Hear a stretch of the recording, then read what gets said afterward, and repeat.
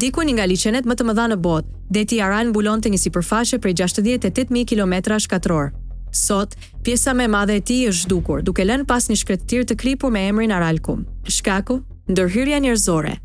Që nga vitet 1960 gjatë periudhës sovjetike, dy lumenj kryesor që ushenin, Syr-Darya dhe Amu-Darya, u devijuan për ujitje masive, duke ulur ndjeshëm rrjedhën e ujit në liçen. Pasojë e kësaj ishte ndarja graduale e Aralit në pjesë më të vogla dhe tharja e sipërfaqes së tij, e cila sot është më pak se 10 i madhësisë fillestare.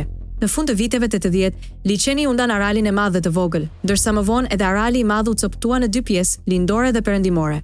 Sot, pjesa lindore është zhdukur plotësisht, duke i lënë vendin një zone të thatë dhe të shtrirë me krip, që është kthyer në një nga shkretëtirat më të reja të planetit. Ndikimet janë të shumta. Industria e dikurshme e peshkimit është zhdukur, mikroklima është përmbysur dhe stuhitë e rërës së kripës dëmtojnë shëndetin e komuniteteve përreth. Megjithatë, përpjekjet për të shpëtuar Aralin e vogël kanë dhënë shpresë.